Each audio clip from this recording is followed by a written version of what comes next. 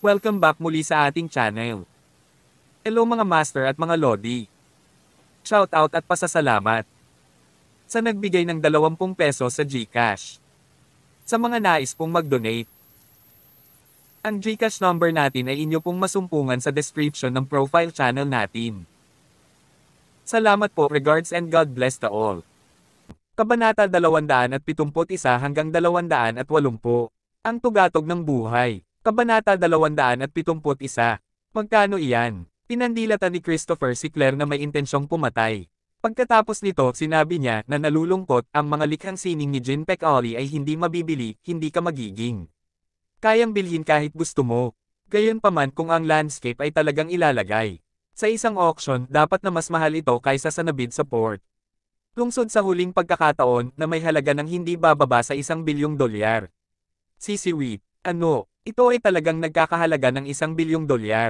Nang marinig ang mga salitang iyon, napaisip si Claire, habang siya ay nahulog at nakaupo sa lupa dahil sa kanyang mga binti enervated. Napagtanto na napunit niya ang $1 bilyong, gusto niyang iuntog ang kanyang ulo sa isang pader dahil sa panghihinayang. Pagkatapos ng lahat, ito ay $1 bilyong, kailan siya magkakaroon ng pagkakataon para makakita ng ganoon kalaking halaga. Sa kabilang banda, agad namang nagpaliwanag si Edison na naka-ashen face. Sharpay at Adriano with doubtful look on their face. Sharpay, tita, naloko ako. Masyadong. F***, hihingi ako ng tamang paliwanag bukas. Sabi ni Christopher, I'll keep this punit art piece for now. Pagbalik ko mamaya, titingnan ko kung may anumang paraan para maayos ko ito. Nagmamadaling sagot ni Aiden, sige, sure. Sorry sa abala, Lawrence. Biglang sumulyap muli si Christopher sa lupa at napansin ang nabasag lotus ng nyebe. Dahil sa gulat ay dali-dali siyang lumuhad at kinuha ang isa sa mga talulot hanggang sa kanyang ilong. Kinuha niya, isang singhot at tinikman pa ito. Maya-maya pa ay sumigaw na naman siya dahil sa galit. This is a daang taong gulang na snow lotus. Sino yun? Who the hell stomped a priceless treasure? Ganito, isa pang hindi mabibayleng kayamanan ang nasira. Oh Diyos ko! Sa muli niyang pagbanggit na isa pang hindi mabibayleng kayamanan ang nasira, si Claire ay nasira. Gulat na tanong niya, Mr. Lawrence, ano na naman sayo? Hindi ba ito nagkakahalaga sa paligid? $20. Maaari itong mabili ng sagana online. Kahit aso ay ayaw. Kainin mo ito kaya natapakan ko. Puno ng galit ang mga mata ni Christopher. Kaya naging walang pakundangan kang tanga. Sana talaga ako. Maaaring putulin ang iyong mga binti. Kung ikaw ang magiging anak ko, ipinalaglag ko ang aking asawa. Ikaw. Tanong ni Aiden, Lawrence, mahalaga ba talaga ito? Sumagot si Christopher, isang medical herbs auction ang ginanap ilang araw na ang nakakaraan. Ang daang taong gulang na snow lotus ay nabid para sa $50 milyong, sa palagay mo ba ay hindi? Karapat-dapat. Ang isang ito ay dapat na nagkakahalaga ng hindi bababa sa $30 milyong. Ngayong nasira na para sa lahat. Wala. Siriwit. Napasigaw si Claire habang nilalamon ng panghihinayang. Sa ilang stomp lang, natapakan na niya ang $1 bilyon at $30 milyong. Nakatitig si Adriana kay Claire habang nagpapakawala ng sardonic na tawa. Naku sis, kay dad ka talaga. Dakilang anak na babae. Tinapakan mo ang $100 milyong na regalo ng iyong manugang sa wala. Sinadya mo ito dahil ayaw mong magkaroon ng magandang kaarawan si tatay. Tignan mo lang ngayon, wala kang regalo kay dad at pati manugang mo ay tumakas. Nakakaloka. Di hamak na mas magaling ang manugang ko, at least meron pa itong si tatay. Daang taong gulang na ginseng. Napatingin si Christopher sa nasabing ginseng at tumawa. $5 lang ito. Hardin ginseng mula sa Hilagang Silangan. How dare you claim na isa itong daang taong gulang na ligaw? Ginseng, anong biro? Natigilan si Sharpay. Ang pekeng pagpipinta ni Jean Peccari ay medyo nagalit sa kanya. Ngayon, na ang ligaw na, ginseng ay isang pekeng din, hindi ba ito ay labis? Matapos magkaroon ng itlog sa mukha, nilainggan ni Adriana si Edison at nagtanong, oh my dear. Manugang, niloko ka na naman ba? Noon lang tinitigan ni Christopher si Edison at sinabing, hoy, hindi ba ikaw ang mekaniko na galing Tigress Mechanics? Si Edison ba yon? Naayos mo na ba yung Ferrari na apo ko? Dinala sa auto repair shop mo. Nagulat si Sharpay. Ano? Isang auto repair shop? Edison, hindi ba ikaw ang executive? Tiaul Group. Matagal nang nagpa siya si Edison na itapon si Sharpay kaya agad niyang iniabot ang susi ng sasakyan. Papunta kay Christopher. Nasa labas ang kotse ng apo mo. Sharpay, tapos na sa pagitan natin. Huwag na tayong magkita simula ngayon. Pagkatapos ay nagmamadali siyang lumabas ng mansyon sa abot ng kanyang makakaya. Sa katunayan, nagsimula siyang magayos ng sasakyan. Tindahan. Higit pa rito, ang kanyang tindahan ay isa sa mga subordinate ng Thousand Miles Conglomerate. Mga kumpanya. Noon kapag nagtatrabaho siya, nagkaroon siya ng pagkakataon na makilala si Waltz minsan. At iyon ang alam niya tungkol kay Prinsesa Flor ng Thousand Miles Conglomerate. Ang pagkabangga niya ngayon ay halos himatayan siya sa gulat. Si Richard Asterisk. Tumakbo si Edison. Edison, hindi siya executive sa Yale Group, sinungaling siya. Hindi lamang siya nagsinungaling tungkol sa mga regalo at kotse, ngunit nagsinungaling din siya tungkol sa kanyang pagkakakilanlan. Labis na nanlumo si Sharpay habang siya ay nahulog at napaupo sa lupa. Sinubukan nina Adriana at Taylor na abutin siya, ngunit hindi ito nagtagumpay. Nagkatinginan ang bawat bisita sa Bardo Manor at nanlaki ang kanilang mga mata na may nakanganga ang kanilang mga bibig. Hindi nila akalain na magiging ganito ang pagdiriwang. Maraming twists and turns. Si Edison, na mukhang kaakit-akit noong una, ay naging sinungaling. Sa kabilang banda, si Alex na kinasusuklaman ng lahat ay tila hindi sila lahat. Akala niya, higit sa lahat ang asawa ni William Rockefeller ang nagtatag ng grupong Rockefeller na may mga asset na $300 bilyong ay nagising mula sa kanyang pagkawala ng malay. Kabanata 272. Maaaring magkaroon ng malaking pagbabago ang Rockefeller Group. Si Ririt. Sa pag-uwi, si Waltz ang nagmaneho ng Lamborghini samantalang si Alex ay nasa pasahero. Upuan. Sa kabilang banda, nasa ibang sasakyan sina Brittany at Maya. Senior, huwag ka nang magalit dyan. Maaaring nawalan ka ng isang asawa, ngunit mayroon ka ng dalawa. Ito ay isang panalo para sa iyo. Sinubukan ni Waltz na aliwin siya matapos makita ang kanyang madilim na ekspresyon. Siya pa ang naglagay sa kanya. Kamay sa kanyang braso at marahan siyang kinamot ng kanyang mga kuko matapos na walang matanggap na reaksyon. Galing sa kanya, hindi na makayanan ni Alex na hindi siya pansinin. Bantayan mo ang daan o baka tayo. Nauwi sa aksidente. Napangiti si Waltz. Sige, napabuntong hininga si Alex. Ikaw ang nagdala sa nanay ko, di ba? Hindi ko. Kuminto siya saglit bago siya nagpatuloy, pinilit ako ni nanay na gawin ito. Kanina pa siya nanghuhula tungkol sa buhay mo. Bakit mo siya tinatawag na mama? Hindi ka ba nahihiya kahit kaunti? Ang mama mo ang nagsabi. Siya ang empress ng pamilyang ito, hindi ko kayang suwayan. Siya, kumalaklak si Waltz. Maraming tao ang nakakaalam tungkol sa iyong sitwasyon sa mga assets. Bilang, ang babaeng bakal, sa palagay mo ba ay ganoon siya kalimo? Maaaring nakuha niya ito, impormasyon sa pamamagitan lamang ng pagtatanong sa ilang random na tao. Anak ka niya, paanong hindi siya? Magalit. Buti na lang maghihiwalay na kayo. Kung ayaw mo talagang bitawan. Si Dorothy, palagi namin siyang kikidnap. Wala akong pakialam. Kaharap ang babaeng thug na tulad ni Waltz, ano pa nga ba ang masasabi ni Alex? Gayunpaman, sa sandaling ito, hindi nila inaasahan na sasalubungin sila ng isang dakilang tahimik na lumalapit sa panganib sa lalong madaling panahon. Sa isang lugar sa gilid ng burol, si Pepper at isang payat na lalaki ay nakatayo sa ilalim ng isang puno. Ang lalaki noon, assembling isang sniper na may matulin na paggalaw.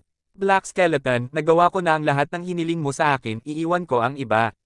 Ikaw, huwag kang mag-alala, walang tao sa mundo na hindi ko kayang patayin, Black Skeleton. Mag-ingat ka, makapangyarihang martial artist ang lalaking iyon. Batay sa kanyang lakas, malamang na siya.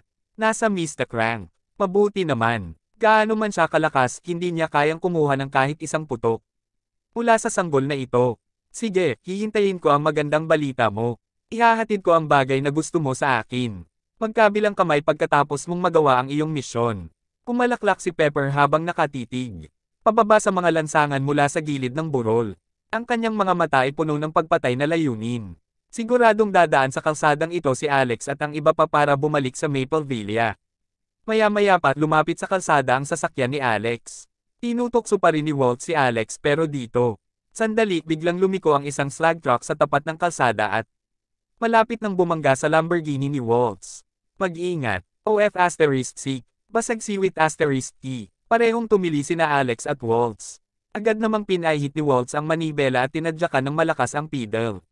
Ang kanilang sasakyan, naanod sa isang hugis na curve at nagsisipilyo sa mga rehas sa gilid upang maiwasan ang truck. Na-injust ang isang string sparks dahil sa friction sa pagitan ng kotse at ng stainless bakal na rehas. Agad namang hinailan ni Maya na nagmamaneho ng sasakyan sa likuran nila ang emergency brake. At nagawang ihinto ang sasakyan sa huling segundo. Bastos, marunong din ba silang magmaneho? Sumigaw si Prinsesa Flor ngunit siya ay gayon. Natatakot na ang malamig na bala ay nagsimulang tumulo sa kanyang noo. Sa hindi inaasahang pagkakataon, sumugod din ang isa pang slug truck patungo sa kanilang direksyon. Si Alex ay natama ng isang pakiramdam ng devo na para bang bumalik siya sa nakaraan kung kailan siya at inahabol si Michelle. Gayunpaman sa pagkakataong ito pinasimulan ni Waltz ang emergency brake. At drifted, umiikot sa isang buong bilog lamang pagkatapos ay nagawa niyang makitid na makatakas ang aksidente. Noon lang kinaila ni Black Skeleton na malamig na nakangiti sa tuktok ng burol ang gatilyo. Mahirap, isang kislap ng apoy ang sumilay sa dilim. Kabanata 273. Sa sandaling kumislap ang kislap ng apoy sa dilim, ang pakiramdam ng panganib ni Alex ay sumikat. Mag-ingat, agad na gumalaw ang katawan niya sa reflex bago pa siya makapag-isip ng kung ano-ano. Siya, instinctively grabbed Waltz's shoulder and pushed her on his lap. Siriwi. Tapos pilit niya, itinulak pababa ang passenger seat ng Lamborghini gamit ang kanyang likod na kahiga. Halos kasabay din ang pagtama ng bala sa mga bintana ng sasakyan. Lumilipad sa ibabaw ng driver's seat, tumama ang bala sa ilong ni Alex at dumaan sa kabilang panig ng ang bintana. Isang assassin. Tumaas ang adrenaline sa katawan ni Alex na nagdulot ng chi of the force at ang divine power sa kanya. Enerhiya core na marahas na hinalo. Si Waltz ay isa sa 3 great chieftains ng underworld ng California kaya alam niya. Ano agad ang nangyayari, nakaharap sila sa isang sniper. Vroom! Biglang bumangga sa kanila ang isa pang malaking truck sa tapat ng kalsada. Kung ang Lamborghini ay matamaan, pareho silang magiging flat patties, hayaan. Nag-iisang nabubuhay. Nakahiga si Waltz sa kondongen ni Alex kaya hindi niya agad napansin ang truck. Pagkatapos buhatin, sa kanyang ulo isang maliwanag, nakakabulag na liwanag ang sumikat sa bintana, ang tanging nakikita niya ay A. Mundo ng purong puti. Nagpakawala ng dagendong si Alex kasabay ng pagsabog ng chi habang nakahawak siya sa seatbelt ni Waltz na may umuumbok ang mga ugat sa kanyang mga braso. Sa sobrang lakas ginaila at napunit ang seatbelt. Sa dalawang hati, pagkatapos ay sinipa niya ang pinto ng kotse at gamulong palabas habang hawak-hawak si Waltz sa kanyang mga braso. Halos kasabay nito ang pagtakbo ng truck sa Lamborghini. Ang $15 milyong na marangyang kotse ay agad na nasira, nabasag sa milyon-milyong piraso. Damn it! Sampain si Black Skeleton sa ilalim ng kanyang hininga matapos mapagtantong may bala. Namimiss si Alex. Sa susunod na sandali, itinutok niya ang kanyang target at muling hinatak ang gatilyo. Bang! Salagubang! Gayunpaman, nalampasan muli ng bala si Alex. Sa pamamagitan ng kanyang sniper scope, nakita niya na ang lalaki ay makitid na umiwas sa bala sa pinong linya sa pagitan ng buhay at kamatayan na para bang siya ay sinapian ng isang Diyos at mahuhulaan ang panganib. Napasulyap si Pepper sa kalsada at agad na umatras sa dilim pagkatapos magpapalam. Out ng huff, naiisip niya siya ay isang mystic rank fighter. Kung hindi siya maaaring patayin ngayon, hindi magiging simple ang pagpatay sa kanya muli. Noon lang napansin niyang pinulot ni Alex ang sirang pinto ng Lamborghini. Na may A. Malakas na dagendong, inihagis niya ang mabigat na pinto patungo sa kanilang direksyon. Oh my God! Nanlaki ang mga mata ni Black Skeleton. Ang distansya sa pagitan nila at ng kalsada ay nasa halos 300 metro. Higit pa rito, sila ay nakatayo sa isang mas mataas na lugar. Hindi maiwasan ni Black Skeleton. Isipin kung si Alex ay the Hulk para sa paghagis ng napakabigat na pinto patungo sa kanila sa kabila ng malayo. Distansya. Pinagmasdan niya ang lumilipad na pinto ng kotse na papalapit. Sa isang paniki ng mata, lumitaw ito sa harap ng Black Skeleton kaya agad siyang tumalon sa likod para iwasan ito. Bang! Bumagsak ang pinto ng kotse sa burol. Gayunpaman, na-miss nito ang dalawa sa kaunting distansya. At hindi nataman ang kanilang aktwal na posisyon. Gayunpaman, ito ay sapat na upang mabigla sila sa kaibuturan. Nanginginig sa takot si Black Skeleton habang sinasabi, F***, anong klaseng halimaw ka? Laban. Tumanggo si Pepper. Mahina ka lang. Aalis na ako, bahala ka mag-isa. Pagkatapos magsalita, hindi nagdalawang isip ang babae at naglaho sa kakahuyan sa loob. Pagpikit ng mata, sumigaw si Black Skeleton. Man-eat, basag siwitik, niloko mo ako. Bilang isang sikat na mamamatay tao, ang Black Skeleton ay hindi pa gustong sumuko. Kung hindi, ito ay masisira ang kanyang reputasyon lalo na kapag ang pagkakataon upang labanan ang isang malakas na bihira ang kalaban. Determinado siyang kumita rin ng reward ni Pepper. Kaya naman tumakbo siya paakyat sa burol at inilagay muli ang kanyang mahalagang sandata. Habang nakatingin siya, para sa kanyang target nakita niya ang isang malaking frame ng kotse na biglang lumilipad patungo sa kanya, umiikot sa kalagitnaan ng hangin. Devil talaga ang lalaking ito. Iyon ang huling naisip ni Black Skeleton bago niya nakilala ang kanya. Pagkamatay, Kabanata 274.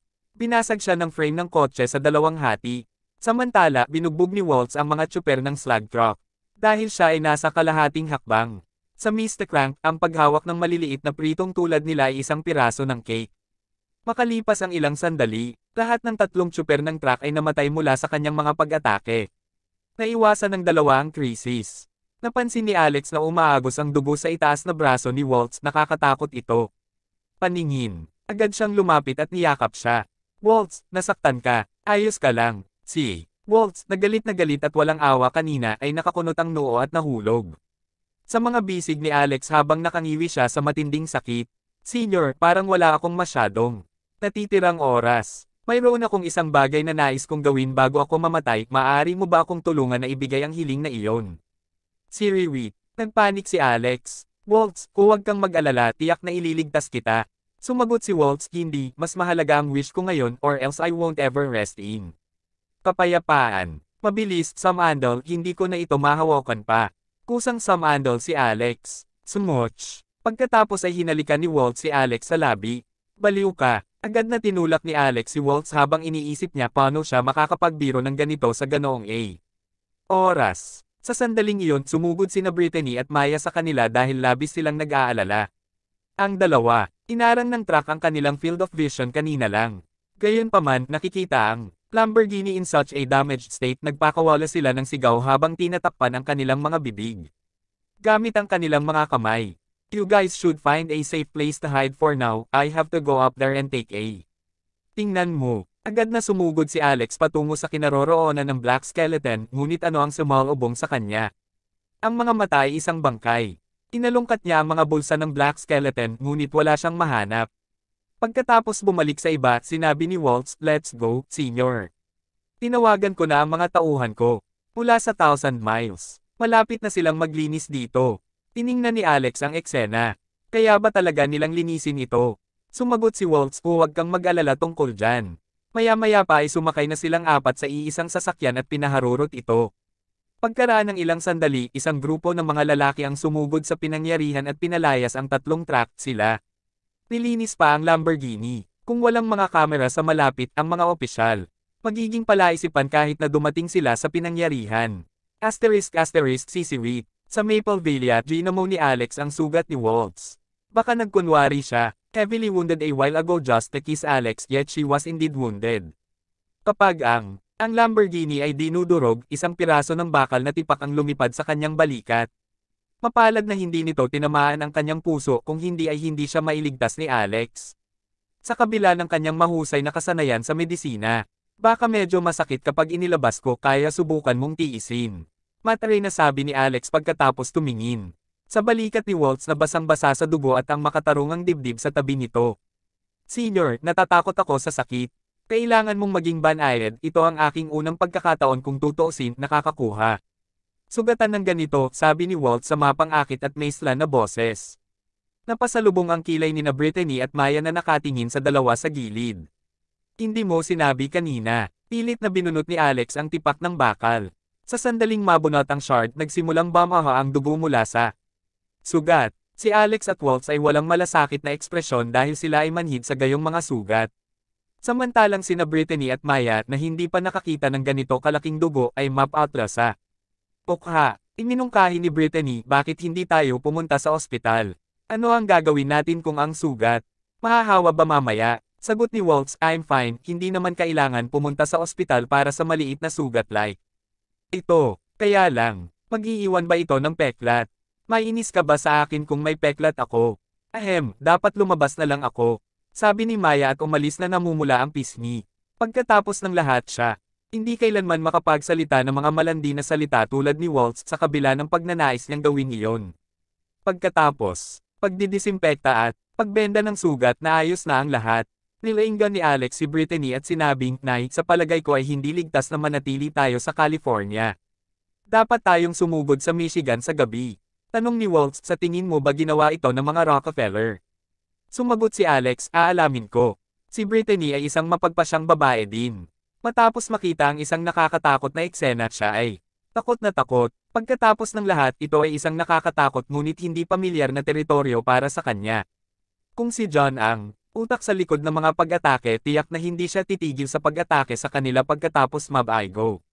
Minsan, sige, aalis na kami saglit. Gayunpaman, habang naghahanda silang magtungo sa Michigan, biglang tumawag ang telepono ni Alex. Chimed. Hoy, Rockefeller kang bastard. Tapos ka na para sa pinatay mo ang isang tao. Kabanata 275. Nadurog ang puso ni Alex sa hindi mapakali. Matapos masulyapan si Waltz, tumungo siya ang pinto at lumabas. Nakilala niya ang boses na iyon mula sa telepono, ito ay si Anna Coleman mula sa Divine Constabulary. Halatang may hawak siyang ebidensya para dumiretso siya sa ituro at sabihin ang mga salitang iyon ng may kumpiyansa. Ibig sabihin ay umalis na ang mga tauhan ni Waltz. Ilang mga pahiwatig pagkatapos linisin ang eksena. Gayunpaman, pinag-isipan niya ito at naisip na ito ay normal. Pagkatapos ng lahat, ang Thousand Miles Conglomerate ay isang pribadong puwersa lamang. Underworld ng California, paano ito maihahambing sa isang internasyonal na organisasyon? Parang Divine Constabulary. Gayunpaman, hindi siya nag-alala kahit kaunti. Kung tutuusin, siya ang biktima sa kabuuan. Proseso ng insidente. Ang kanyang pagpatay sa assassin ay maaaring makatwiran bilang pagtatanggol sa sarili. Ana, nalasan ka ba ngayon? Kailangan mo bang pilitin ko ulit ito para basen ka? Alex, sisiwit. Natatawang sabi niya. Agad na ikinagalit ni Ana ang kanyang mga sinabi. Ang sapilitang umihi sa publiko ay lubhang nakakahiya. Nakaramdam siya ng hiya bilang nang maalala niya ang pinakamalaking kahihiyan ng kanyang buhay, gayunpaman ay naglakas loob pa rin si Alex na kuskusin ang sensitibong paksa sa kanyang mukha. Habang nagngangalit ang kanyang mga ngipin, sinabi ni Ana, ikaw ay nasa malalim na problema, hindi mo ba alam iyon? Ang mamamatay tao ay dapat magbayad ng kanyang buhay, mayroon ka ba talagang hiling na kamatayan? Mahinahong sagot ni Alex, Ana, ang mga salita mo kanina ay nagdududa sa Divine Constabulary. Katarungan at profesionalismo. Sigurado ka bang hindi ikaw ang sinisiraan ako sa harap ng Divine Constabulary? Alright, parang kinunan ko ng video kahapon. Sa tingin ko si Michelle. Baka interesado si Yaul na panoorin ito. Ano ang sinabi mo? Agad na naging mataas at malakas ang boses ni Ana at ito. Nagsimula pang ang maging paos. Sa sandaling ito, may isang tao sa tabi niya, ito ay ang kanyang pinuno ng koponan na isang guwapong lalaki sa edad na 30. Pagkatapos ng lahat, ang bawat pinuno ng koponan sa Divine Constabulary ay kamanghamanghang mga mandirigma.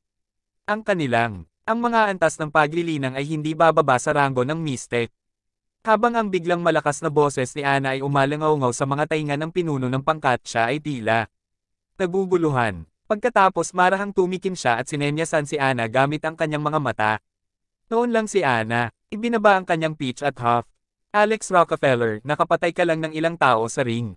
Daan. Sa tingin mo ba ay hindi namin malalaman iyon kung hihilingin mo sa mga lalaking iyon mula sa Thousand Miles Conglomerate na hawakan ito? Palihim na napabuntong hininga si Alex, tama ang hula niya. Kung gayon, dapat mong malaman ang biktima sa insidenteng ito, tama ba?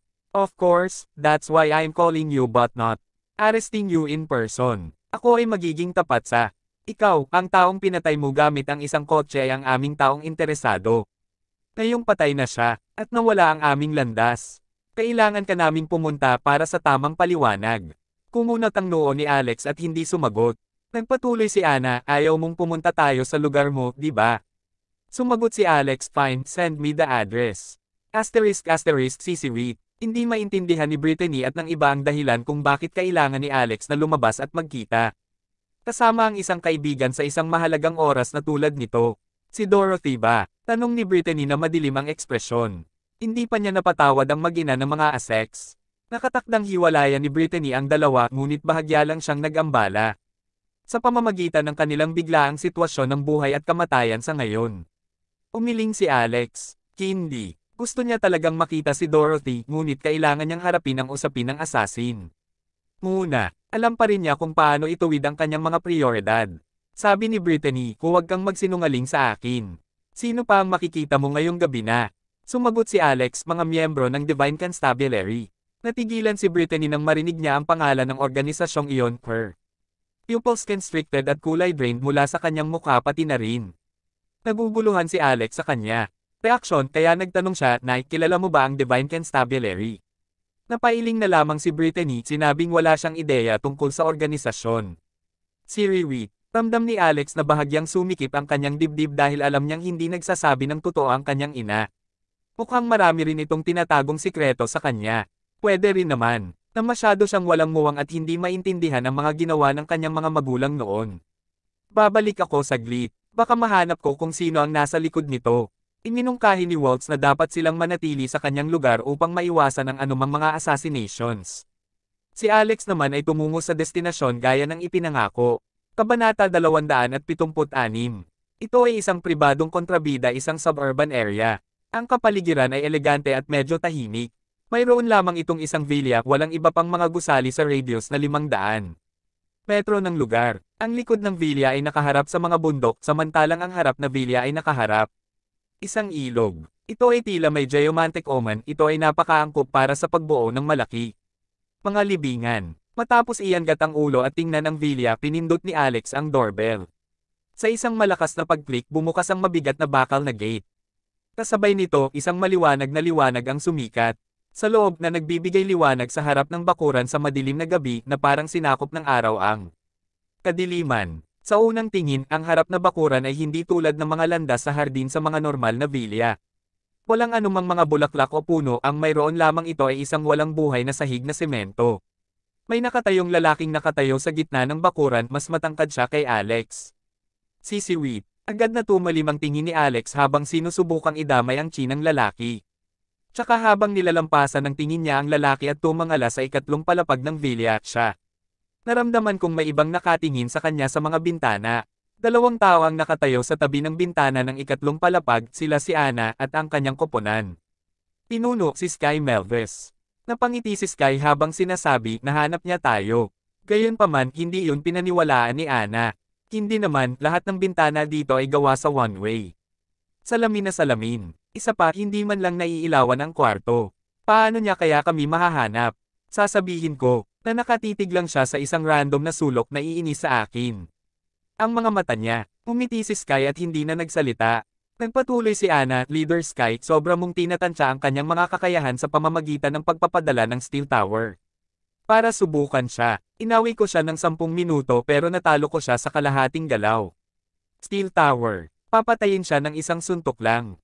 Umiling si Sky, titingnan natin. Bumulong si Ana, gusto mo ba talagang sumali siya sa Divine Constabulary? Buhay ang lalaking ito. Ang kanyang asawa ay may ganap na kontrol sa kanya. Kung sakaling sumali siya, ibababa nito si Divine. Mga pamantayan ng Constabulary. Sumagot si Sky, bakit ba ang laban mo sa kanya?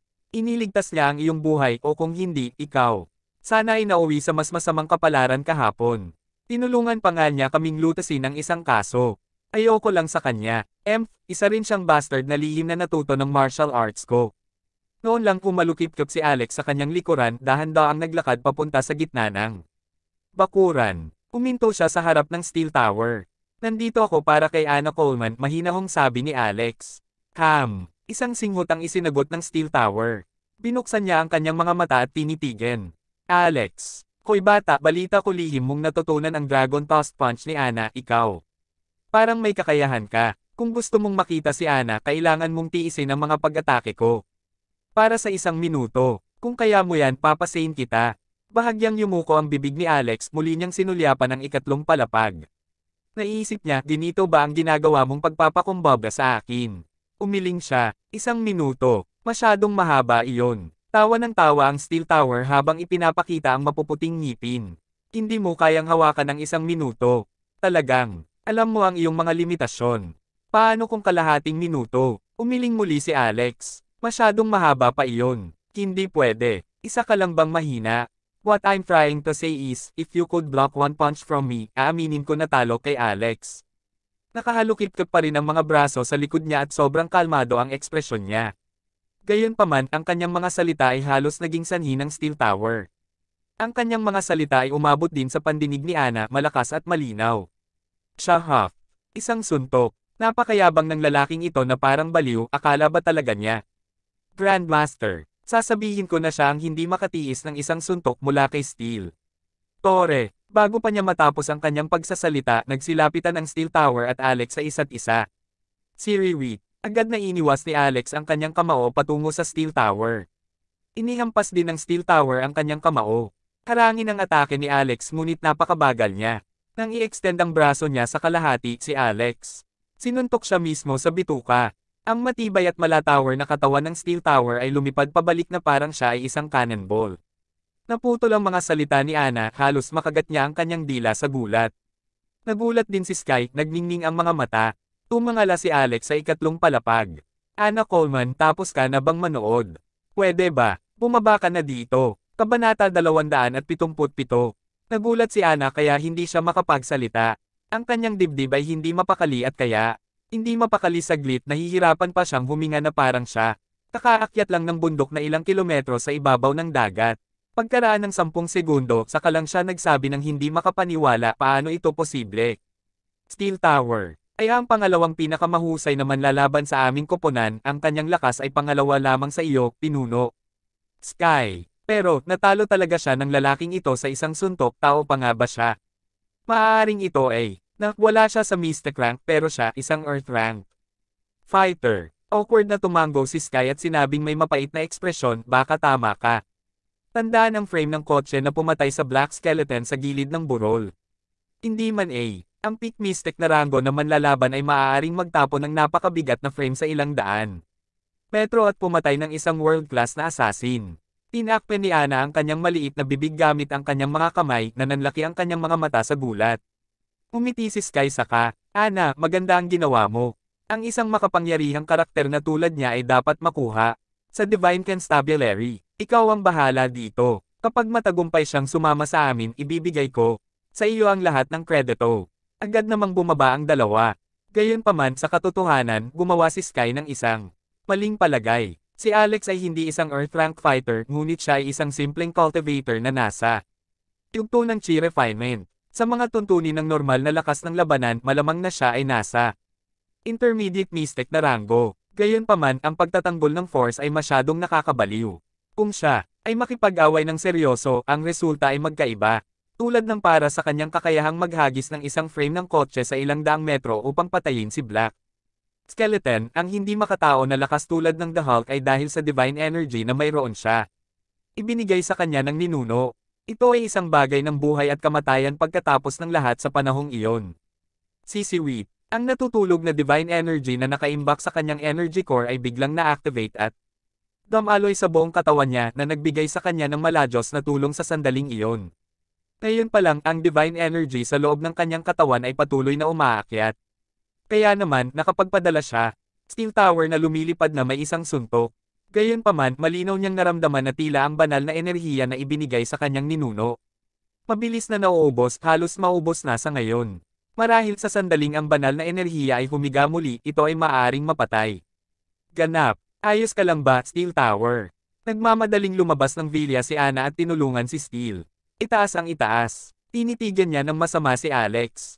Seryoso ka ba, Rockefeller? Gumamit ka ng sobrang lakas. Tingnan mo siya. Dumudugo. Kalmadong naglagay si Alex ng isang bongga.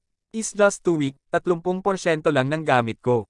Lakas. Agad na nanginag ang balingkinitang katawan ni Ana na para siyang tinamaan ng mabigat na martilyo. Sakto namang lumapit si Sky kay Alex nang nakangiti. Ana, huwag kang bastos kay Mr. Rockefeller. Palagi kang nag-aalalang batang babae. Paano mo hihilingin ang Steel Tower na sumalungat? Mr. Rockefeller. Paano kung saktan niya si Mr. Rockefeller? Si Mr. Rockefeller ay, ma'am, isa pa rin. Inosenteng mamamayan. Palihim na nagpakawala ng sardonic na tawa si Alex habang iniisip, napansin ko na kayong dalawa nanonood ng labanan mula sa ikatlong palapag kanina. Bakit ka umaarte na parang ganito? Walang kinalaman sa'yo. Gayunpaman, nagpasya siyang huwag ilantad si Sky. Sa bagay, medyo defensive pa rin siya sa A. May pribilehiyong organisasyon tulad ng Divine Constabulary. Sinulyapan niya ang Steel Tower. Alam niyang kaya niyang i-channel ang daloy ng chi. Nakapagpapagaling ng mga katangian sa kanyang katawan upang mapabilis ang kanyang paggaling, ngunit hindi niya ito ginawa. Siya, naisip kung maglakas loob kang hamarang sa aking daan, kailangan mong maging handa na masaktan.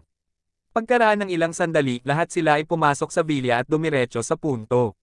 After introducing Sky's identity, Anna said, "Since Michelle Yao is so close to you.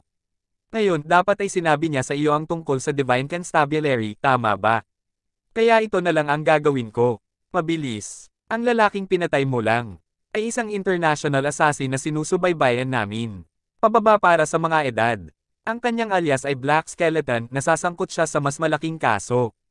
With that, naglabas siya ng isang tumpok ng mga larawan, lahat ng iyon ay may Black Skeleton sa mga iyon. Napatingin si Alex at sinabing, ano ang gusto mong malaman mula sa akin?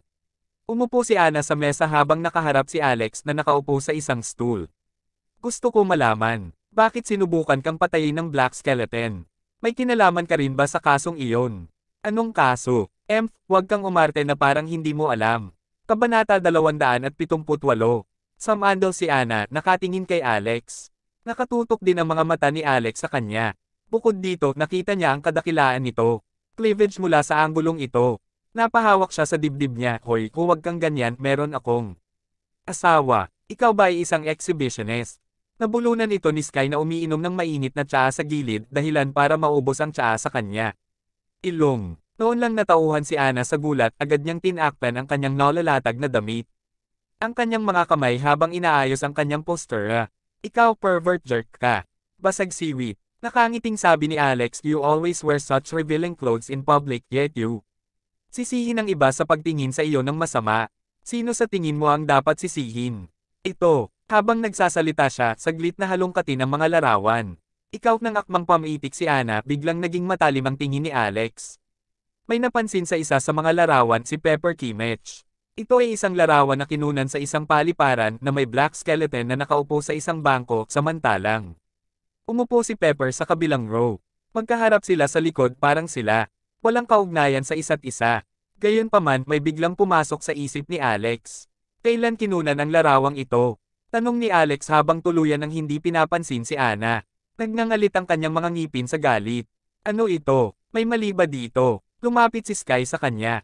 Sabi ni Alex, hindi ko maintindihan kung bakit dumating si Black Skeleton para patayin ako, hindi ko siya kilala. Lahat. Pero baka gusto akong patayin ng babaeng ito. Itinuro niya si Pepper Kimmich sa larawan. Tanong ni Sky, sino siya? Nanlaki ang mata ni Alex. Hindi ba't puno ng resources ang Divine Constabulary? Kayo dapat. Nalaman ko na ang lahat ng impormasyon tungkol sa akin noong nakaraan, tama. Ang babaeng ito ay si Pepper. Si Kimmich, sekretary siya ng tatay ko dati. Siya ay kasalukuyang nagtatrabaho bilang John, ang sekretarya ni Rockefeller, at gusto niya akong patayin ng husto. Sa babaeng ito, hinala ko. Siya ay nagtago sa tabi ng aking ama na may lihim na motibo. Pinaghihinalaan ko rin siya. Maaaring nasangkot sa pagbangga ng kotse ng aking mga magulang noong Oktubre, ngunit tinitingnan ko pa rin ito. Lumingon si Sky kay Anna at sinabing, tingnan mo ang taong ito ngayon din. Pagkatapos ng maikling paghinto, nagpatuloy siya, kung talagang nagtatrabaho siya sa Black Skeleton, gagawin niya. Tiyak na kumilos pagkatapos ng kamatayan ni Black Skeleton. Ipaalam sa team na hanapin siya ngayon. Agad na pumunta si Anna para sa deployment ng misyon. Biglang lumingon si Sky kay Alex at sinabing, Mr. Rockefeller, ang dami mong alam. Divine Constabulary. Umiling si Alex. Una kong narinig ang tungkol sa inyo noong mga nakaraang araw. Sumagot si Sky, punish the evil and protect the country, that's the motto of Divine Constabulario. Sabi ni Alex, I really respect that. Sabi ni Sky, kailangan talaga namin ng isang makapangyarihang tulad ni Mr. Rockefeller sa aming team. Sisiwit. Natigilan si Alex, ngunit pagkatapos ay umiling sabay ngiti. Maaaring igalang niya ang mga ito, gayunpaman. Wala siyang balak sumali sa team nila. Sumagot si Sky, please consider this offer, Mr. Rockefeller. Tinatrato namin ng maayos ang aming mga miyembro. Divine Constabulary. Higit sa lahat, sa pamagat na ito, magkakaroon ka ng higit pa kaginhawaan sa maraming aspeto. Halimbawa, ang pagsisiyasat sa kaso ng iyong ama. Gusto mo, makinabang din ng malaki. Halimbawa, hindi mo magagawang putulin ang iyong koneksyon sa pagkamatay ng iilang tao ngayong gabi. Kung maabutan ka ng mga pulis, baka makapasok ka. Gulo. Pinaikit ni Alex ang kanyang mga mata. Tinatakot mo ba ako? Nakangiting sabi ni Sky, I'm just telling the truth, we have nothing to do with the cops. Bukod dito, mayroon akong ipaalam sa iyo. Ang mga Coleman ay galit na galit dahil sa iyo. Natutunan ang kanilang Dragon Toss Punch, baka sundan ka nila, medyo kilala ko. Ang mga Coleman kaya maaaring makatulong ako. O nga pala, mayroon silang mga Coleman sa Michigan. Isang miyembro ng Earth Rango. Ang kanilang mga negosyo ay nirerango sa loob ng nangungunang daan sa US. Bahagyang kumunot ang noo ni Alex. Pagkatapos ng maikling paghinto, sinabi niya, pag-iisipan ko. Nag-aalala siya sa kaligtasan ng kanyang ina, si Dorothy at ng iba pa. Maya-maya lang tumakbo si Anna. Nahanap namin siya, ang babaeng iyon ay nasa Rockefeller Manor na ngayon. Sinenyasan ni Sky si Anna gamit ang kanyang mga mata. Kung gayon, bakit hindi ka sumama kay Mr. Rockefeller? At tingnan ito, sigurado akong gusto siyang makita ni Mr. Rockefeller, tama ba? Kabanata 279. Nagmamadaling pumunta sina Alex at Anna sa Rockefeller Manor. Walang masyadong sasakyan sa kalsada sa gabi kaya mabilis na tumawid si Anna sa mga kalsada, hindi pinansin. Yung traffic lights na parang mga dekorasyon lang sa kanya. Buong-buo siyang humakbang sa pedal. At nagrampa sa mga kalsada. Ang kotse ay napakabilis na ang isang string ng sparks ay ginawa sa kahabaan ng daan dahil sa alitan ng mga gulong dahilan para sumigaw ang maraming tao. Sa kanila ng sama ng loob. Vroom! Habang tumatakbo ang sasakyan, napasigaw sa gulat ang isang pedestrian sa bangkita. Patuloy na kumikibot ang mga talukap ni Alex. Hindi na siya nakatiis na panoorin kaya itinaas niya ang kanyang braso. At nagbigay ng sampal. Smack! Isang malakas na sampal ang dumapo sa hita ni Anna. Bakit ang bilis mo magmaneho? Nagmamadali ka ba sa sarili mong libing? Galit na galit si Anna. How dare you? Try and hit me again. Smack! Siririt. Hindi na nag-atubili si Alex. Matapos muling sampelan ang hita niya, hiningi mo talaga. Sobrang hiling, sa tingin mo ba masahista ako? Ang iyong mga binti ay masyadong manipis, mayroon. Walang sensual tungkol sa kanila. Ito ay isang bagsak na grado mula sa akin. Bastos ka, papatayin kita. Matapos magalit na ihinto ang kanyang sasakyan sa kalsada, siya ay sasampalin at sasalakayin si Alex. Alex then said, di ba narinig ko lang na parang nagtatanong iyong team leader na si Sky Melvis? May gagawin ka. Nang marinig ito, napalitan ng gulat ang ekspresyon ni Anna. Sa huli, sinabi niya, wala akong pakialam sa mga bastos na tulad mo. Ang pagsali sa iyo sa Divine Constabulary ay katumbas ng paghuhukay ng sarili nating libingan. Gayunpaman kahit papaano ay napigilan niya ang kanyang init ng ulo at nagmaneho ng mas ligtas. Rihim na napangiti si Alex. Bago umalis ng villa, inutusan ni Sky si Anna na subukan at kumbensihin si Alex na sumama kay Divine Constabulario. Kahit na hindi siya maaaring maging opisyal na miyembro, dapat silang magsikap man lang. Para maging guest member siya, may binanggit pa siyang tungkol sa Vermilion. Labanan, mukhang mahalaga. Si Alex na matalas ang pandinig ay hindi sinasadyang narinig ang kanilang pag-uusap. Pag-uugnay ng ilan, clues here and there, nagawa niyang malaman kung ano ang ginagawa nila. Dahil kailangan nila ng tulong mula sa kanya, dapat silang magkaroon ng saloobin na hilingin ito. Kahit na, kaya nagpa siya si Alex na tanggapin ang alok ni Sky. Makalipas ang 20 minuto, sa wakas ay nakarating na sila sa Rockefeller Manor. Sa hindi inaasahang pagkakataon, may dumating na isa pang sasakyan sa pintuan pagkarating nila. Spark, Carol at bumaba si Natalie sa sasakyan, umamoy sila ng alak at amoy na amoy ito sa malayo. Naisip ni Alex na dapat ay bumalik sila mula sa ilang mga handaan. Nang mapansin na nakatayo sa entrance sina Alex at Anna, bahagyang nadala ang tatlo. Nabigla, agad namang sumugod si Spark. Ang talo, Alex. How dare you come dito sa hating gabi? Ano ang sinisilap mo? Magnanakaw ka ba? I'll tell you what, you can dream on. Walang paraan na ibibigay namin ang Rockefeller Manor papunta sa iyo. Huling beses kang naglagay ng bomba sa ilalim ng lupa dito at naglagay ng isang. Kumilos ka, sa tingin mo matatakot kami sa'yo. Masyado kang knave. Ikaw at ang B***** na iyon. Ang nanay mo ay maaaring mabuhay bilang pulubi mula ngayon. Walang imak talaga si Alex. Noong nakaraang pagkakataon, nasira niya ang lupa na may 10 metrong radius sa pamamagitan lamang ng isang malakas na pagtapak. Masyadong maganda ang visual effect hanggang sa puntong wala sa kanila ang naniwala. Siya at inakala nilang naglagay siya ng bomba sa ilalim ng lupa noon pa man. Sumimangot si Anna at bamulong, huwag mag-aksaya ng oras. Tumanggo si Alex. Nang si Spark na may mapanukso at mapangasar na tingin ay malapit na. Bamuka ang kanyang bibig para magsabi ng kung ano, sumugod si Alex at sinampal siya ng malakas sa kabila. Pokha, smack, agad na bumagsak si Spark sa lupa at nawala ng malay sa impact. Parehong nagulat sina Carol at Natalie dahil hindi nila inaasahan na sasalakayin siya ni Alex nang wala. Nagsasabi ng isang salita, napaatras ng ilang hakbang ang magkapatid na halatang takot na takot. Sinabi ni Carol, Alex, huwag kang maglakas loob na gumawa ng anumang padalos-dalos. Sa tingin mo ba magagawa mo ang lahat? Gusto mo lang dahil mayroon kang ilang mga kasanayan. Ito ay isang lipunang pinamamahalaan ng mga batas at may mga surveillance camera na nakakabit sa bawat sulok. Dahil sinasadya mo kaming saktan. Mga tao, maghanda lang na makulong. Sisiwit. Saglit na inis ka ni Alex ang lugar. Sa katunayan, mayroong maraming mga surveillance camera na naka-install sa pasukan, mayroon. Maraming nakatagong pinhole camera ang naka-install din. Parang pinaghandaan talaga nila ang sarili nila. Smack! Malamig na tumawa si Alex at sinundot ang isa sa mga punto ng acupuncture ni Carol na naging dahilan upang siya ay nawalan ng malay sa lugar. Si Natalie ay sisigaw na ngunit sa sumunod na segundo. Nawalan siya ng malay at mahinang bumagsak sa lupa. Kabanata 280. Sa mabilis na paggalaw, itinapon nina Alex at Ana ang tatlo pabalik sa kanilang sasakyan, umakyat. Ang mga dingding ng manor ay parang mga rakon. Gayunpaman nang sila ay lumapag sa lupa sa loob, ang mga matutulis na tunog ng alarma. Narinig. Anong nangyayari? Ito ba ay mga infrared surveillance camera? Pareho silang natigilan habang nakatingin sa isa't isa at nagtataka.